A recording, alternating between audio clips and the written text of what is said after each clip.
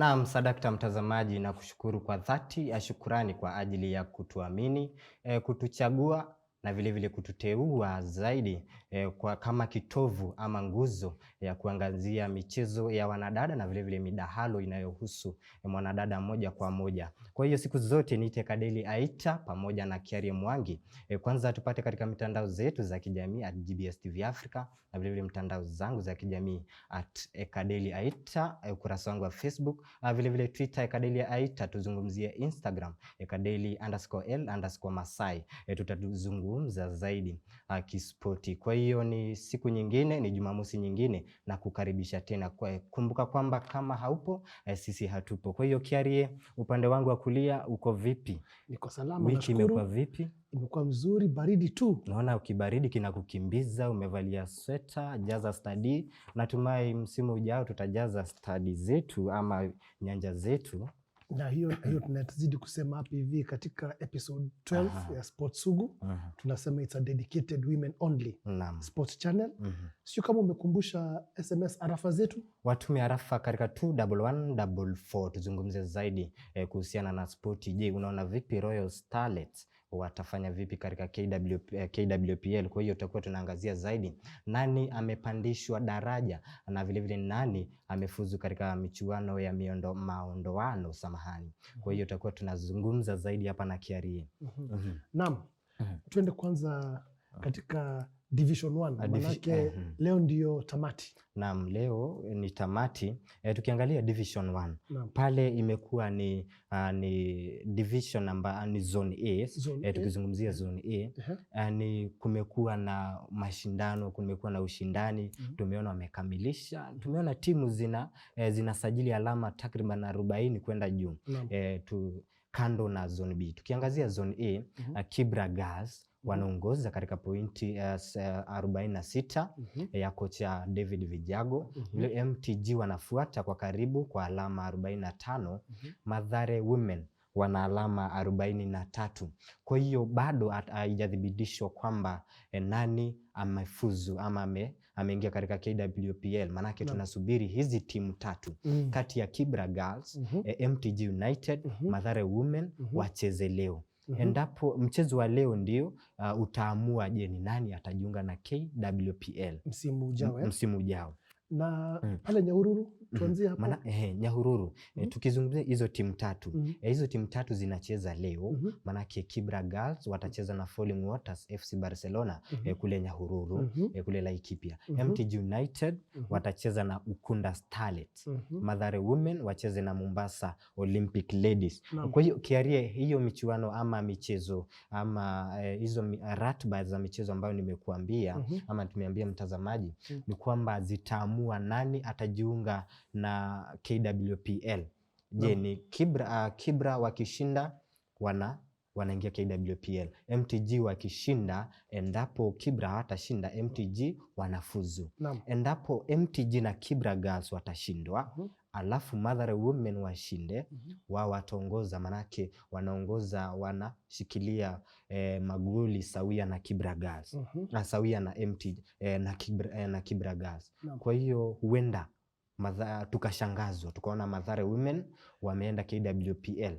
Tukaona na pia pale Zone B manake utamu wa league sema inakuanga pale tamati. Na sasa Zone A tumeona at least Zone A tumeona hakika tunajua haswa hiyo iko na timu tatu ambazo kinyang'anyiro bado kinaendelea. Zone B najua kuna timu moja angalau hiyo ishaingia tayari. Hiyo ishaingia tayari. Manake tukizungumzia Royal Starlets walimaliza Division 1 Zone B na alama 26 baada ya kuilabua Nyuki Starlets weekend jana mabao 2-0 kule Shikomari Primary Grounds, Trans Nzoia County. Agneta Mokanjo Shipenzi ni mchezaji ambaye tutakuwa tunamuona KWPL. Manake ni mchezaji ambaye alifunga dakika 65 kisha akafunga dakika ya 63 kisha akafunga dakika 75. Kwa hiyo ni mchezaji ambaye huenda akafunga magoli mengi ama akaonyesha umahiri katika ligi ya KWPL ama msimu ambao unakuja. Kwa hiyo Royal Starlets, congratulations. Huenda tutakuwa tunawaona katika michuano wacheze na Vihiga. Kwa hiyo ni timu ambayo management yake pia iko vizuri. Ni wanadada ambao ni wazuri, wanajituma. Kwa hiyo congratulations Royal Starlets. Pale Gideon Starlets. Gideons hao ndio sasa kwa namba 2 pale zone B. Naam, wameshikilia nambari ya pili, manake wamefuzu katika michuano ya maondoano. Kwa hiyo Gideons Starlets wanasubiri mmoja kati ya timu ambazo zitakuwa nafasi ya pili katika zone A. Kwa hiyo endapo Kibra Girls wataongoza, MTG United wakuwa nafasi ya pili, MTG United watacheza na Gideon Starlets ili kuhakikisha ama kupata mmoja kati yao. Ama endapo Mathare United Mathare Women watamaliza katika nafasi ya pili, watajitosa uwanjani wacheze na Gideon Starlets ili kuamuliwe nani ataingia kama nafasi ya 3 katika ligi ya KWPL. Hapa nasema labda katika Division 1 Women. Mimi na wewe katika utembezi wetu zaidi na tuseme ukweli kidogo hapa Sports Sugu. Nataka labda tuhimize shirikisho na serikali ama mhusika haswa. Naam, washikadau manake ukiangalia zone B tumeona michuano mingi haijachezwa. Tukaona Makolandas hawajacheza awali, walitolewa manake hawakushiriki mechi 3, wakaondolewa. Hivyo ndo sheria zinasema, wakaondolewa kule. Kwa hiyo ni ligi ama ni division ambayo timu hazijakuwa zikishiriki. Huenda ni kuhusiana na fedha ama usafiri, tatizo za usafiri, ni pesa vile vile. Na pia shirikisho, lazima shirikisho liingilie kati, liangazie zaidi divisioni zetu, manake lazima tuziangazie. Ama labda pia vile tunasema kuzua talanta mashinani. Manake KWPL hiyo ndio kwa kizungu tunasemanga top flight. Hiyo ndio top flight. Division 1 Women hiyo ndio ile equivalent ya NSL, National Super League, upande ya wanaume. Lakini pia ukweli wa mambo, na tunahimiza serikali na shirikisho na washikadau waingilie kati, ndio pia tuanze kuinua talanta kutoka huko kwa Division 1 na pia mashinani. Manake ukiangalia FC Barcelona, hiyo team Falling Waters ni ya kule Nyahururu, kule ni mashinani.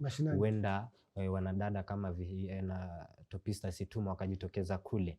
Ni moja kati ya sababu ambazo tunafaa kuangazia ligi ya ama Division 1 na manake lazima tuangalie, na vile vile ndio ipate wafadhili na pia media ipate coverage, iwe na coverage yao ya Division 1. Ndio tuwe na jicho la pili tukiangalia KWPL upande huu pia wanafanya hivi na hivi. Nakumbuka katika ripoti ya FKF Caretaker Committee walitaja mojawapo wa recommendations zao zilikuwa kutoa talanta mashule, kutoa talanta mashinani, na nafikiria na tunaomba waziri na washikadau washikilie Division 1 ya wanawake kama mojawapo wa opportunities za wasichana wetu kule mashinani kuzua talanta. Manake talanta zinatoka mashinani kiarie. Ukiangalia wachezaji wengi wametoka mashinani, na kuna timu ukiangalia Vihiga Queens ni timu ya mashinani. Kwa hiyo kuna timu za Division 1 ambazo ziko kule mashinani, na lazima tuwe na shirikisho ipe kipaumbele Division 1 kando na kuipa KWPL kipaumbele. Naam. Na umetaja pale pa kipaumbele, umetaja pale pa ushirika wa spoti kwa ujumla. Leo tuko na mgeni. Leo tutazungumzia, manake tumekuwa tukizungumzia mambo mengi tu katika midahalo yetu. Tumekuwa tukishiriki mada tofauti. Na leo tunaye mgeni, hatutamtaja kwa jina, manake yupo, utamuona, tutamjua hata kabla hajataja jina lake. Kwa hiyo tutakuwa tunamuangazia zaidi basketball, manake hatujakuwa tukiangazia basketball katika midahalo yetu. Lakini pia kabla tupige tama la maji, wajua labda tunamjua tu ama anajulikana kwa basketball peke yake, labda pia ana kofia mingi. Sasa labda awamu ya pili tumpatie nafasi, tujumuike la hizi na tukumbushe mtazamaji Sports Sugu ni shirika la inahusiana na swala za wanadada. Kwa hiyo tutakuwa tunazungumza naye, ni mwanadada ambaye amepiga hatua nyingi katika safari yake ya michezo. Tutazungumza naye tu atujuze ametokea wapi, anafanya nini, ataambia nini mtazamaji. Kwa hiyo usibonyeze kidude, tutarejea hivi baada ya muda mchache na mada yetu ya leo.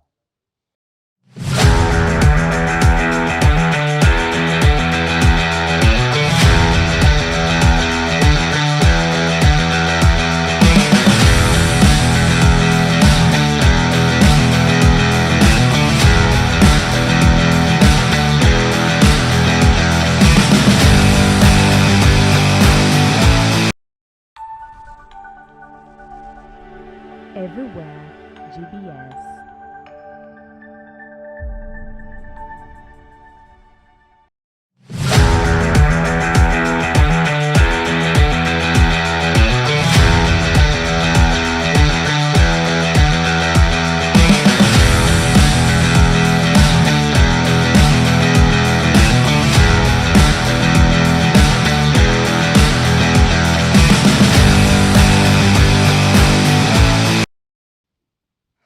Naam, sadakta mtazamaji, karibu tena. Tunazidi kuzungumza. Kumbuka kwamba hii ni awamu ambayo tunazungumzia midahalo tofauti tofauti ama masuala ambayo yanaathiri mwanadada moja kwa moja na vile vile yanamhusu mwanadada moja kwa moja. Tumekuwa tukizungumzia masuala mengi, tumezungumzia spoti mingi, tumezungumzia mchezo wa kabadi, tukazungumzia mchezo wa handball, tukazungumzia mchezo wa koko na vile vile tukazungumzia mchezo wa masumbi boxing na football soka. Leo tutazungumzia basketball. Kwa hiyo kuna mgeni ya the one and only, kwa hiyo sitamtaja jina, utamuona. Na vile tumekuwa tukizungumzia masuala tofauti, tumezungumzia masuala ya hedhi, menstrual hygiene, na vile vile sports contracts, hiyo ni mikataba, na vile vile sexual violence, na vile vile mental health. Tumekuwa tukizungumzia masuala yanayomhusu na kumwathiri mwanadada. Kwa hiyo Kiarie, thank you once again for being with us. Thank you for joining Sports Sugu program. And we say it's a dedicated sports channel only for women. Episode 12. And I have the singular opportunity to introduce my sister. Karibu, my sister. Hello, everybody. My name is Cynthia Mumbo. I am the founder and CEO of Sports Connect Africa. When we were preparing for this show with Mr. Kadele and the whispered to Cynthia about Numa, we asked around, this weekend we are going to have Cynthia. The first thing you listen ni Cynthia ule wabake. Ule wabake. Cynthia ule wabake. So I just mentioned to her also kama tuko hapa nyuma. And the first thing mtu akisikia Cynthia Mumbo Bake equals bake. So take us through your journey because I think that is where that's where people around.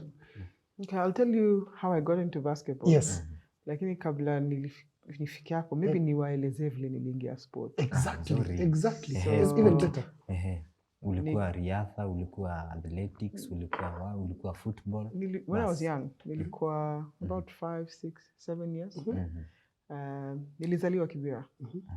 And nilikuwa na bahati sana, nilizaliwa in an estate ambapo a legend alikuwa naishi. Wow. Same ndugu yangu, the late Benjamin Ayimba. Ayemba. Mwanaraga, rugby. So Benjamin alikuwa kama ndugu yangu. Alikuwa akituweka tukimbie sisi. The young people. The young people, 5, 6 years now. 5, 6 years. So Benjamin is about maybe 5 years, maybe 7 years older than me. Okay. And so they would come back from school, him and Philip Monesi from the Monesi family, rugby also, and Sally Monesi. Sally was a good friend of mine. Sally was fast. She was fast. So they used to make us run, and I would win. Okay. Wow. When I was that young. 6 years. 6, 7 years. Okay. So they used to give me their medals. And I'll never forget Benjamin giving me his medals. Or if I would win, alikuwa ananipea sweetie nini. So mimi kwangu nilikuwa najua mimi ni winner. Pale ndo pale nilikuwa nataka To be because I used to look up to them. Walikuwa nakimbia, wanakaa wanatuonyesha medals zao, alafu kile wamefanya shule wanakuja wanatufanyisha pia sisi wale wachanga tumebaki pale. So we used to run, but I learned to be rewarded at that point. And I was gifted. Tulionekana nilikuwa na ile gift at that point. So that's where my sports journey started, with a legend. I've followed that legend for as long as I can remember. Alikuwa akienda nje anafanya vitu kubwa, akirudi namwambia umefanya hivi, hata mimi ngoja uone. You know, and he was a mentor to me, a brother, true brother, because I wouldn't be here if it was not for his father. His father introduced my mother and my father, so he's my brother. Wow, that's close. That's tight. That's close. My brother. That's close. It's my brother, and we miss him. Of course, the world misses him. He's a legend. Yeah, so that's where I started my sports journey. You can tell that it's very deep. It's deep. Yeah. I went to high school. Sally had the what do you call it? The inaitwaje ile 100 meters 100 meters record high school, State House. So she used to come and brag akikuja kutoka shule. I'm the fastest in my school. Kwa prime nasema I want to be like Sally.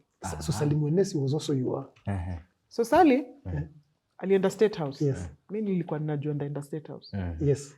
Hii ni ya kuvisualize nianza kitambo. Nikasema I'm going to go to State House and break Sally's record. I went to State House. Okay. I ran. Nilikuwa unajua vlala tu 1 2 3 4 5. I made it to State House. I made it to State House. Nikafika pale mimi aungenipata kwingine. Kama siko kwa sprint, niko kwa high jump. Kama siko kwa high jump, waliniforce kwa hockey. Hiyo ndio game sijaicheza maisha yangu. Nilijaribu, ilinishinda. So I played hockey. I tried all those things, swimming. But it so happened that we used to watch NBA action. And NBA action was, really amazing. Tukikam home, 4 p.m, KTN ilikuwa tuna NBA action on Sunday. Hiyo pia ilinishika sana. So kila mtu alikuwa anaenda home kwao ama kwa neighbor, tunaenda kuwatch NBA action. So mimi nikirudi shule, hiyo hockey ilinikata. Sprints nilikuwa kali sana. Kuna mtu alikuwa ananishinda kwa sprints. Lakini hockey nilikuwa naangalia hockey. Hata mnilipe siwezi. Hiyo siku I think the first week nilienda shule, niliona mtu amechapwa magoti sijui nini, mwingine alikuwa na mdomo wake alikuwa umeitiwa na meno. Sema teacher, asante hapo si siko. But I went into the basketball court one day. Nina tu kujaribu, nikashika hiyo ball. The first time I touched a basketball, I remember it to date. It went in. And that is the rest of my life. Basketball. And that was it. And basically that's where it started. I remember nilikuwa form 1, it was first term. Coach akatuambia unajua vile mkiingia mnaambiwa mamona wa hisi game yao mpaka sijui second term mpaka sijui form year 2. Bana mimi niliwaangalia nikamwambia basi mnifukuze. So they would chase me every evening because I was so used to being in a position where I was the best. Wananiambia toka. Mimi nakaa sasa watu wana train tu. Sipewi game, sipewi anything. Wafanya nini? Nasema hii game imenijaza hapa ndio pale nataka kuwa. Narudi nacheza. By second term, nilikuwa main team. Form 1. Hapo ndo jani yangu ya bake ilianza. Nilikuwa napenda game. By the time nilikuwa namaliza high school, I was the captain of the basketball team. Wow. Yeah. Ukisema ni hapa ni mimi na hapa. And that is it. So nikacheza bake hivyo, nikatoka high school, nikamaliza my first year home, maybe 4-5 months. Nikatafuta place ya kucheza. Kina madha wako wanaelewa nini mbaya na mimi. Sports, nakupeleka wapi?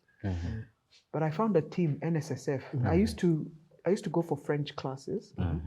at Alliance. So Alliance, yeah. kwa tunapita pale karibu na library and NSSF basketball court ilikuwa opposite.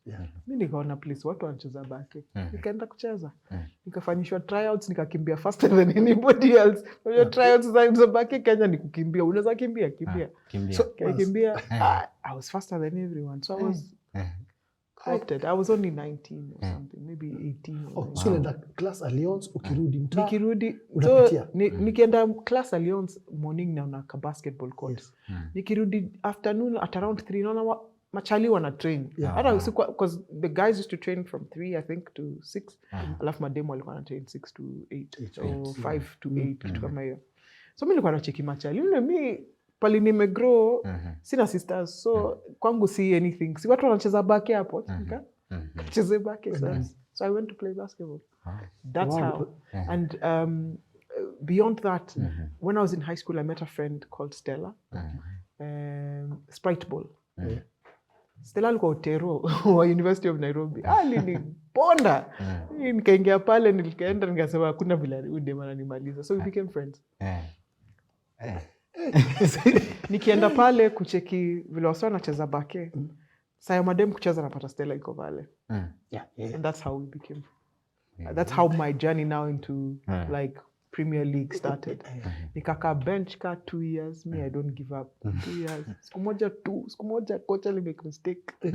Akasema amepita pale. Irene Marambi alikuwa ameumia. I think alikuwa amefoul out. She played for KPA. She's a legend. She played for KPA for a long time after playing for NSSF. Irene aliumia na sisi tulikuwa tunacheza same position. Coach akaniambia kapita kama mara 3. Unajua vile coach upita na akuoni. Anapita na madharau ya kando.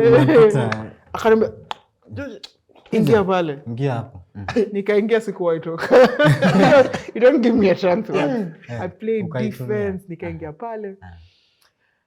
But as you know, as I was playing, nilicheza hapo, nikaenda USIU, nikatoka USIU, nikachezea KU, nikatoka KU, nilipata internship at Samia, tukaanzisha team na huyo best yangu Stella. Yana. Yes. Najua wewe unijui, unanionanga tu. So we started a team with Stella and 2 other ladies, JT and Doti. Tukaanzisha team pale Yana. At that time I was working at Yana. You didn't know that. You only know my sports journey. So nikaingia pale. Then I decided to go back to school. So I went into CIM, the Chartered Institute of Marketing. I really enjoy the whole idea of marketing. So as I was doing that, I was hired to work for Yana full time as a sales rep. So I worked at Yana for 5 years. In sales. Yes. So I worked in sales at Yana for 5 years and we were running this basketball team. So I have 2 journeys. Niko na history ya basketball, but on the background, I'm working in corporate. Yes. So I worked for Yana for 5 years and then I moved to EABL. So when I moved to EABL, it used to bother me. The whole idea not even before, by the time I was moving to ABL, when I was still at Yana, it really used to bother me because I was really good. Nilikuwa na wasee wanaenda majuu, wasee wanacheza, unacheki sports, ukiangalia TV, unaona the whole marketing, nini, mabrands, manini. Najiuliza mbona sisi kwetu? Sisi by the mbona kwetu mbona kuna billboard mbona kita iko ama kama iko mbona why aren't we earning from this game? And why do we have to go out? Why do I have to move to Europe to play my sport? Why can't I play sports locally? So I know we're going into that in the second bit, but hapo ndio pali my journey and love for sports and sports business ilianza. So I played basketball. When I was 24, I was co-opted into the Basketball Federation because kulikuwa na unaona vile wase complain kwa pale KPL chat. Tuko na ingine yetu ilikuwa ma emails. Zilikuwa emails at that time, hata kukuwa na Facebook bado. So guys used to complain on emails. It was an email thread with like 100 people. And it was complaints. I hate complaints. So I said, but guys, when I look at what you guys are complaining about, what I see is that we do not have a strategy. So this is what I think we should do. I got a call from the Secretary General. And he said, Cynthia, I think you have some solutions for us. Why don't you join us in KBF? So I was co-opted into the federation because I was offering solutions. I was not. I don't understand why people, get personal and whatnot. If you're having a problem, okay, what's the solution? Let's deal with the solution and move. So at 24, I was co-opted into the Basketball Federation. At 26, I was managing the national team at the All Africa Games. At 27, 28, we were running Super Sports together with you. And that journey of mine. So I was co-opted into KBF, and I was in KBF Executive Committee for 7 years. Meanwhile, I was still working corporate. So I worked as we were doing all this from EABL. I then moved to Menengai, and I was head of marketing at Menengai Oil Refineries. So, there's a lot that we did with rugby and everything. I was head of marketing at Menengai then, but then that's how we also got Menengai into basketball. You remember the sponsorship? That bit I remember. Yes, actually, it was very interesting. I'd gone to look for sponsorship, and the MD said, I'll give you sponsorship on condition you work for me. And so I said, okay, if that's the sacrifice, it's fine. I'll work for you, but as long as something is moving in basketball. And that's, yes. So I think Mr. Kadeli, manake just to revisit that on Saturday when you're preparing for this show, those two ladies, walisema to Cynthia ule wabake. Now, there's a whole end of the corporate end, and a lot more people. Na sisemi tu just because the truth is, ukisikia Cynthia Mumbo, people have either that corporate end kabisa, or the sporting end kabisa. Now it's a good opportunity. Now we are marrying the two. Alafu, Cynthia, you have been in State House. Has it been always sports, as in your mind? Since I was 5. I don't know anything else. This is where I want to be. As much as I've worked corporate, for me, corporate was an avenue for me to be able to push sports. Because I figured at some point that those questions I'm asking when it comes to marketing, especially because I did CIM, that those questions I'm asking, there's a whole product conversation that we're missing. There's a strategy conversation that we're missing. There's a business conversation that we're missing. Because when I look at, let's say, the English Premier League, it's a business. And so me working in corporate really helped me, and especially in sales and marketing, really helped me understand what a product is. And I said, but it's exactly the same thing with sports. The only difference is that there's a social angle, which is why we've never been able to understand how to move sports forward in Africa. But ultimately, it's the same thing. If I'm going to sell Blue Band, I'm going to sell Arsenal. But I'm selling people, I'm not selling a commodity. And so when you're selling people, what does it mean? So upon your... I've always had that side of, as much as I'm in basketball and I love basketball, then there's this thing. So my journey in basketball has moved. I've been in and out. I was in and out of the federation. I've done several things. I started a basketball academy, Vikapo Elite Basketball Academy, 6 years ago. I'm no longer running it because I believe in moving forward. And so Coach Zedi and Grace are now running it. I believe in empowering people to and currently I'm running a project called Adapter Court, which is very simple. We are putting up basketball boards and rims in as many communities as possible. We're not changing the flooring. Eventually that will come. Just the basic. Can I do a basketball board and rim and ultimately have balls that people can play with? Just basic. But I think one of the most amazing experiences and the craziest experience was running for president for the Basketball Federation last year in January.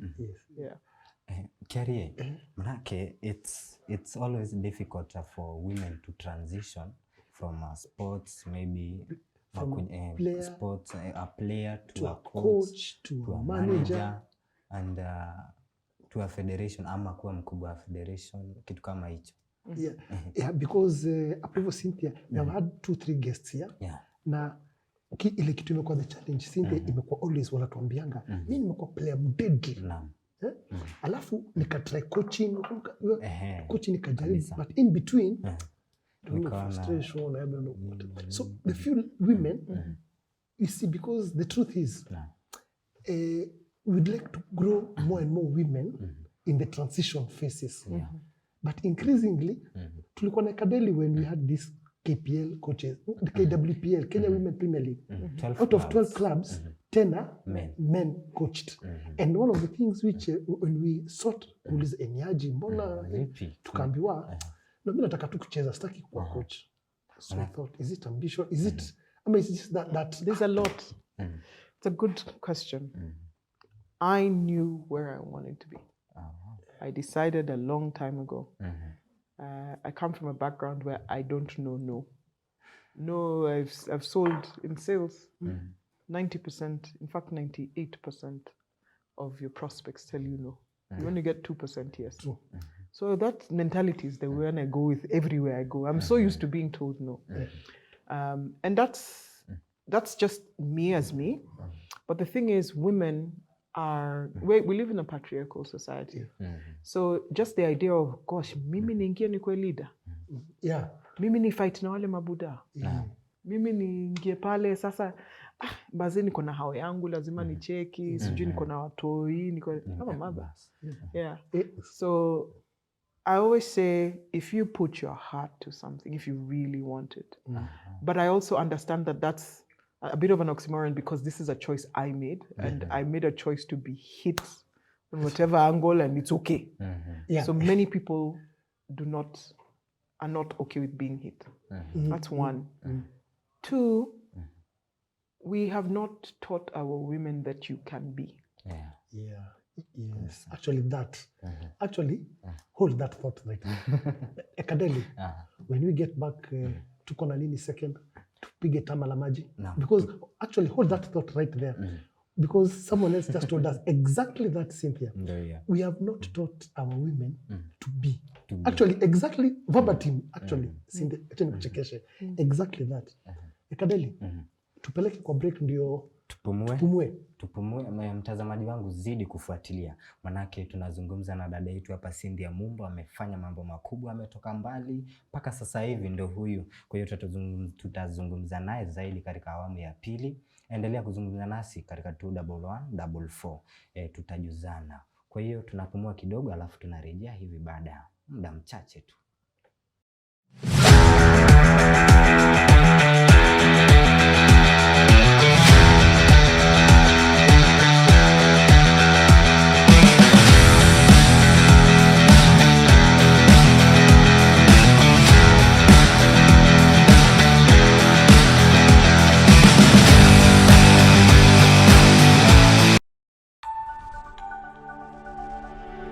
Everywhere GBS.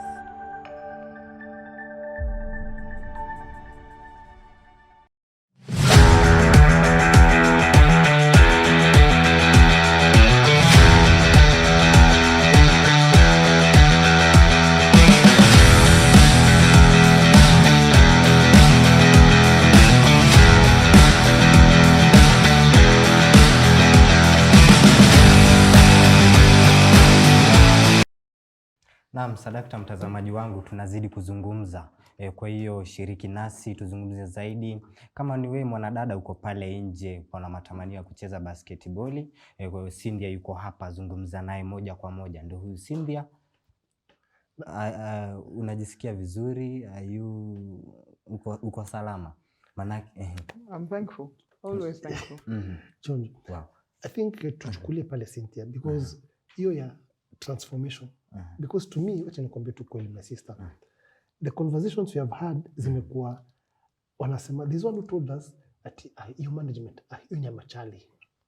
And that's a very senior, tutamtaja on air, but that's a very senior player kwa ligi ya Kenya.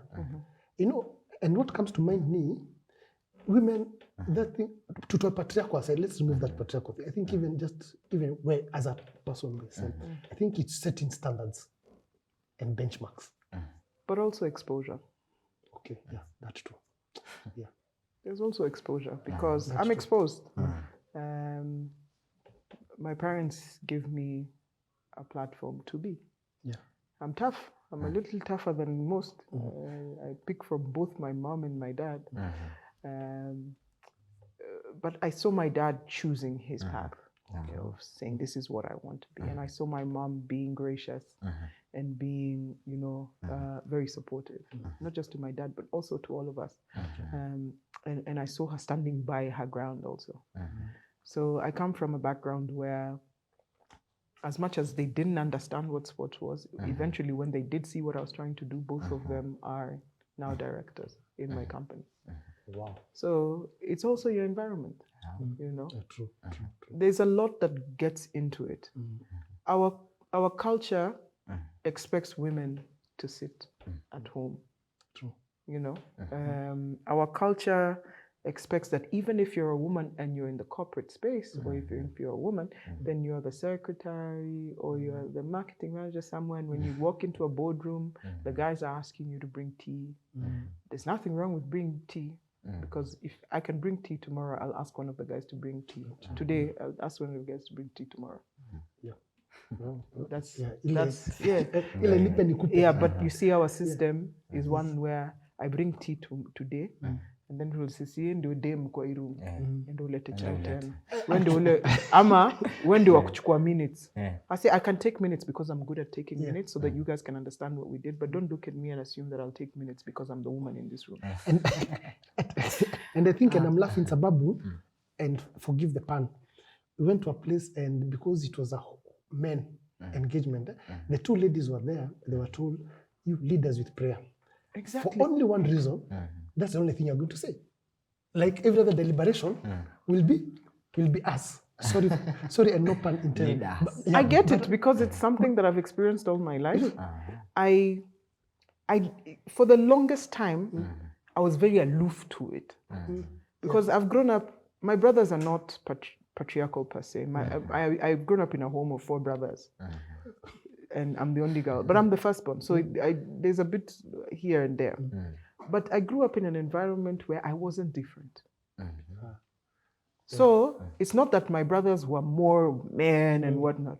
No, I was just like one of the guys. So in our home, usipoingia pale kwa jikoni Saleh madhe amepika shauri yako. Hakuna mtu atakuangalia sema wewe ni dem. Ati muachie Cynthia. Kama mimi ndio nimeingia, mimi ndio nimepata. Si mimi mswa sport. Kama mimi nimeingia nimepata ile ugali shauri yako kama hujakuja. Unafieka. So I was equal. I was equal to everybody. So basically, Cynthia ni yule msee. Yaani ile Cynthia ni yule msee. So and I didn't realize it until much later. Okay. Because we were treated this. Okay, my dad spoiled me, but we were treated. When he came with something, he came with, when he came with gifts, he would come with gifts for everybody. It wasn't Cynthia will have a bigger gift and then everybody else. No, if I got, everybody got. Our parents have treated us equally. So, and I know that has really shaped me. Wow. So I know that ultimately, when I sit here, I can sit and talk to women and say, you can choose. You can choose. You might come from an environment where you don't have A, B, C, D, but you can choose. And it's not easy, because when I got into the whole mix of being in the basket, I mean, they are the ones that called me to the federation. But I went there and it was Cynthia. Yes. I wasn't going to sit there and be told to give me tea. I said, no. Those ideas I was giving you, if you called me just to sit here and be a flower girl because you say, oh, we brought Cynthia, I'm sorry. Actually, gender equity, trying to gender equity. Oh, see, she's, if that's what you brought me for, I'd rather sit out. Wow. And that's the way I live my life. If you think you're going to give me an opportunity, or an opportunity comes my way and you expect me to be thankful and know my space, then I'm sorry. And I say this because for the longest time, it's always been said, and it's been said to women who choose their path. It's been said to women who choose their path a lot, that you're too much, or you're trying too hard, or or who do you think you are? Unajaribu sana. Okay, najaribu alafu mnataka nifanye? You want me to exactly. Wow. I'm looking at her and she's saying, wow. Yeah, I mean, and many times it happens so often that, like, especially with this basketball space, that I offered solutions. I was told, come help. And then I was given this job as a team manager, and I was given that, and many people, not all, but it was, anajifanyaje na tulimsaidia. I said, this is funny. Nyinyi hamkujisaidia kwa hii ofisi. It only is help when you feel that somebody else is a woman tulimpea hii. Even with guys sometimes, or tulimpa. No. Ama ile the common one. Kama si mimi, ama Aunge. kama si sisi. Kama si sisi aunge You know, kama si. We sat with you a little earlier. I have worked. I have put in the effort. I have invested money. I have invested my time. I've invested resources. I've lost relationships because of my journey. Many. Wow. And I'm not perfect. Don't get me wrong. Yeah. I'm not perfect in this journey. And I want women to know that. You will fall, you will fail, things will happen. In fact, I should look at the camera and say, ladies, Yes. all of that, they will use that against you. Sports Connect. Tell me. Because actually, you have actually summarized the sports, because the first thing when we were preparing for this show, and forgive us also. Tuliulizwa, lakini Kiari, unaleta Cynthia ndio mdosi. No, listen to, then that was verbatim. And forgive me. It's okay. Does it a smile sasa? We were asked, Cynthia ndio mdosi wa Sports Connect. And that is where I want us to start, because Cynthia ndio mdosi wa Sports Connect is just like Cynthia anafakua.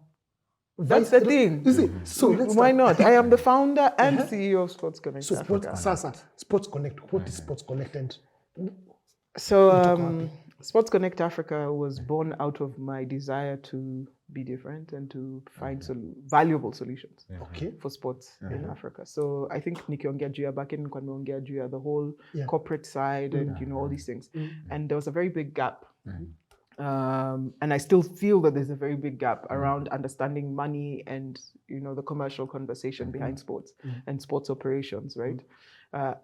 At the global level. So Sports Connect Africa is a sports consultancy that is focused on delivering value to sports stakeholders in and out of Africa, with a commercial, very deliberate, with a commercial angle attached to it. So whether we're running a basketball academy, then under Sports Connect Africa, then the basketball academy has to have a commercial angle. So we started the first commercial basketball academy in the country when we started 6 years ago. So VCAP was the first one, and people complained, "Oh, you're so expensive." I said, "No, that's up to you.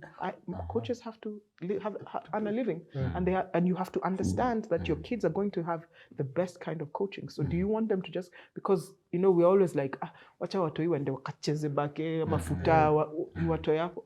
So for me, anything that we touch, it's not because of the money aspect per se, but we really need to be able to understand the value of sports. Yeah, we need to attach a value to sports. And yes, there's the social angle of sports. There's the developer angle of sports, which I respect highly. When you look at the Adopt a Court project, it's very interesting because it's all about the social. It's a social enterprise. It's a social bit. So we get partners. They put in money to put up the court, and then proceeds go back. Part of the proceeds go back to managing the programs that we start there, or the training that we start there. And every year the idea is, how can these resources be put back in so that it's sustainable for the communities that we're looking to serve. So at Sports Connect Africa, I've been very, very lucky and very gifted to work with global brands. I've worked with the NBA, worked with Crystal Palace. I've worked with currently Olympic Lyonnais. We've worked with the Kenya Academy of Sports. We've worked with Kenya Rugby Union and several others. And it's been an amazing journey. So in 2017, I was awarded Leaders in Sports Business, top 30 under 40 globally, with directors from F1, Formula One, Manchester City, FIFA, you name it. Name it.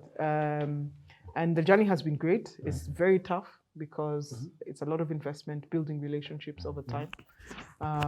But ultimately for me, the idea is, how can that journey impact our local sporting infrastructure and community.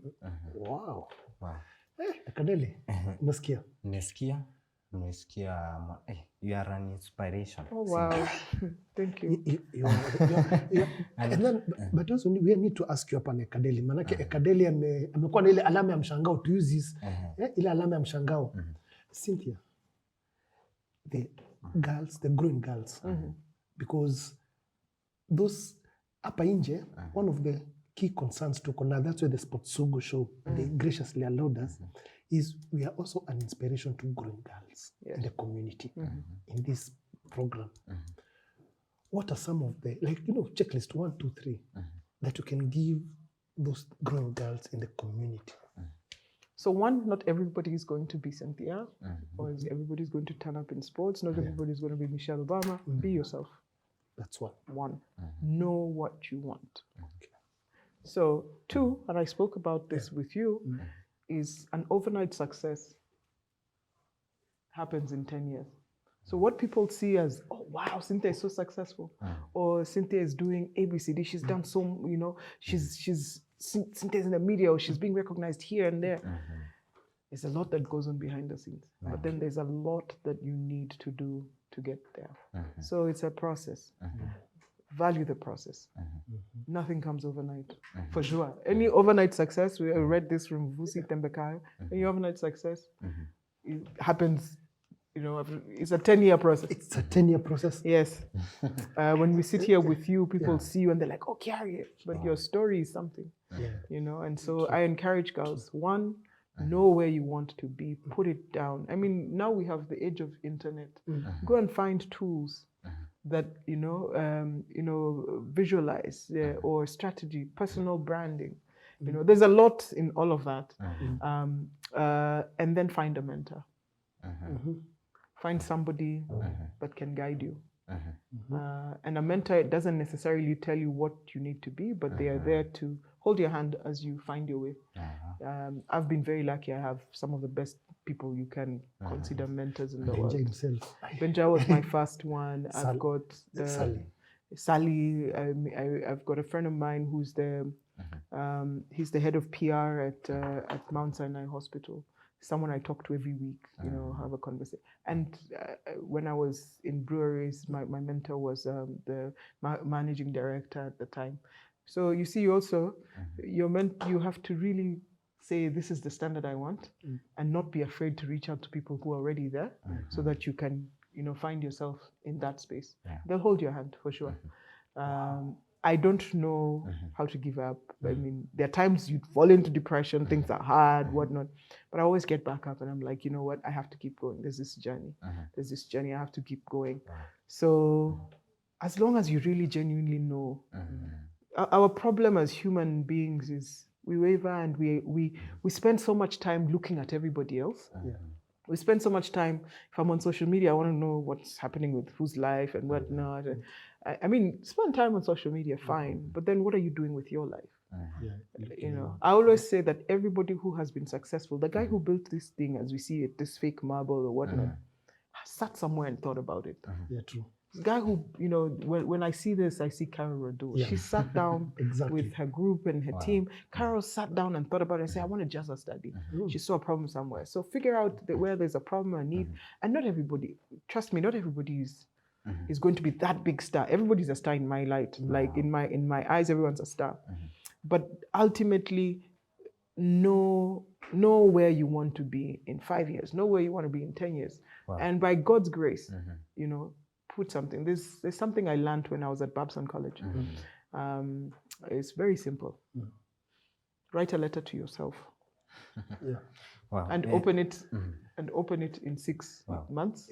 Write another one and open it in 1 year. And tell yourself, write to yourself where hi Cynthia, you've done such an amazing job in the last 6 months. You're incredible. Look at the steps you've made. You said you were going to do ABCD and you've done it. Do you know, you'll find that you probably surpassed that. Or, write to yourself, consistently encourage yourself, find people who encourage you.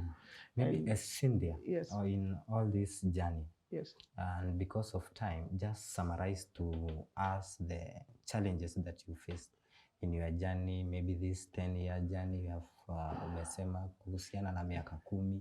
Like for I mean, like the top of about discipline, because when you meet human beings, coaching.